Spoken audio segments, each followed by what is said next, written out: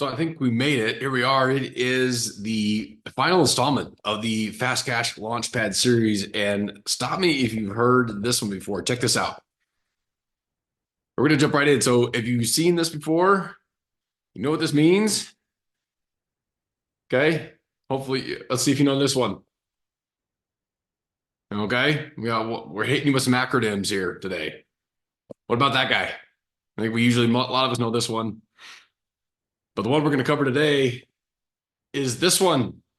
You get all of the bonus points if you know NDGFW, because you probably know this guy, probably know this one, probably the third one, but the fourth one is what we're going to cover today. This is, again, the last installment of the Fast Cash Launchpad series, how we help you get more cash for your business as a contractor, even if you don't have anything left in the tank for marketing or advertising. We're going to hit it hard today. There are actually 4 things we're going to pack inside this one, so stay tuned here for just a few minutes. Now, if you haven't seen any of the others in the series, this is number 15, all right? Then just drop Fast Cash in the comments below. We'll send you the entire list of all these different ways we've been covering over the last several months of how you can help get more cash for your contracting business. Again, even if you don't have anything left for marketing or advertising, we want to get you set up and ready to go. So without any further delay, here is what the NDGFW has to do with helping you in your contracting business. Let's pull this up and show you the list of what we've got up our sleeves today. So NDGFW obviously means non-demand gen finance wins. So all the other things we've covered over the past several months, all these things in this list have been about, hey, how do we get more people to call us? How do we get more leads in the calendar? How do we get more people to call the phone? But if we're tight for cash, there's other ways we can look at the equation. Okay. We want to take a look at a couple things that don't have anything to do with lead gen, but can still help you get some wins on the books or in your checking account. So first one, all right, let's take a look at this. I come up with these, I come across these 4 with my clients regularly, or at least certainly once we first get started. So I want to make sure that we help you get a leg up on these. So the first one, accounts receivable.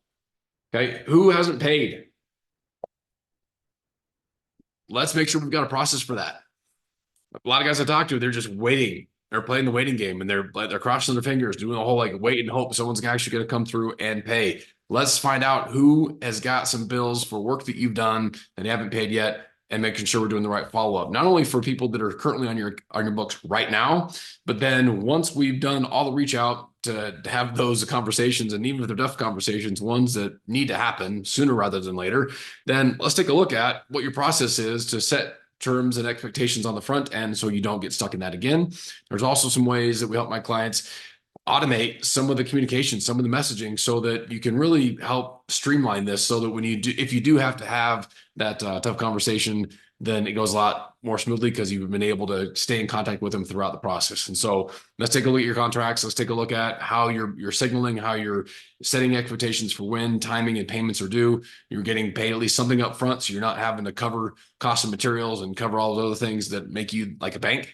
We don't need you to do that. So let's take a look at your accounts receivable, see what opportunities there may be right now, and then also how we can set you up going forward so you don't get stuck carrying the bag for expenses you've incurred for work you've done but haven't been paid for yet. Let's take a look at that. Now let's flip it the other side, accounts payable. Okay. For things that you're buying on a regular basis. Maybe you've got some suppliers that you're regularly getting things from, or you've got other vendors, other people you work with. Let's flip the other side of this equation. If you need some breathing room on your finances, are there some folks you've been working with for a long time, or places where you're sourcing materials or equipment or whatever else that we can try and move from pay up front to net 15 or net 30 or something else from an installment perspective, get a little more breathing room. You may find that there are some sources where you can give yourself a little bit of leeway. And so let's at least take a critical look and see where there might be some opportunities to help you get a little more, again, cash flow, at least a little more flexibility with the money that's going out, as soon as we just covered how we can try and pull that forward on the side coming in. Now, next one, this is the big one, your pricing. Okay. How are your margins? Do you know what they are, and how are they doing? Is this something where it's the new year, the time we're shooting this, it's the 8th of January, 2026. How are your margins? Is it time for a price increase?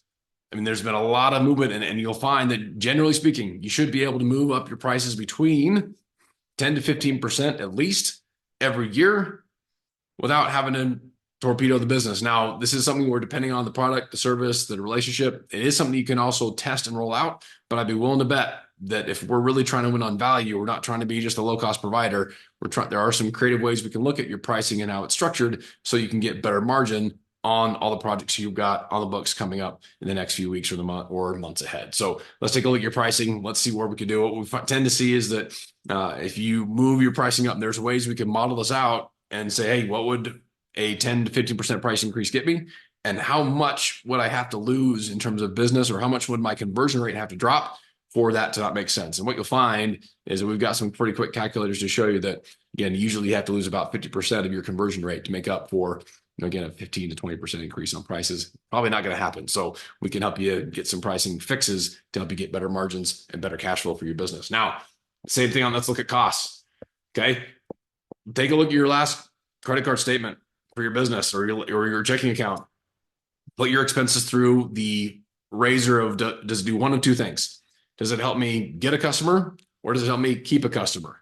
If it doesn't, then it's up on the chopping block for discussion, or at least for consideration as to whether or not you keep and maintain that expense. Can't tell you how many times I've looked in the books with some of my clients. We found things that have just been recurring expenses that we don't need to retain anymore, and we can start to get some margin back, or things that we've tried, or things that are on the books that just don't make sense anymore. Maybe they did at the time, but they've just been carrying, and we don't need to carry that weight any longer. So we can start to, again, reallocate those expenses for something else. Are there ways you can buy in bulk, reduce costs? Are there some things, maybe you've got equipment you're continuing to rent? Well, what if we buy it? Or what if we finance it? What if we do something else that it reduces your strain on your monthly cash flow, but still get you the benefit that you need long term? So again, there may be some ways we can get creative and start looking at some of the different costs that are inside the business that's going to ultimately give you the breathing room that you need. So again, as we go through each one of these, those are the four. There's plenty more, but wanted to give you at least a couple of quick ones that you can use here in the next few minutes. So again, with all of these, okay, again, we've got so many jam-packed things inside this list. Take it, you don't have to do them all at once, right? As we talked about in the very beginning, way back to series number one, part one in the series. Look at the estimate or estimate the impact that each one of these can make for your business. And then think about the ability you have to execute these right away with you and your team. And that'll give you a roadmap and how you can decide to prioritize. You may not go 1 through 15. You may go 7, then 2, then 10, whatever the case may be. So if you, again, want to get this list, drop Fast Cash in the comments. We'll shoot it over. If you want some help assessing each one of these or implementing any of them, you want to get a hold of me. But this has been a fun exercise. It's been a fun series we've been doing for the last several months. Again, we've got to 15, and here we are. But again, we're here to help you generate more cash for your business without spending extra dime on marketing or advertising. We will see you next week with something totally different, since we're finishing up this series. But hey, let's go get some wins.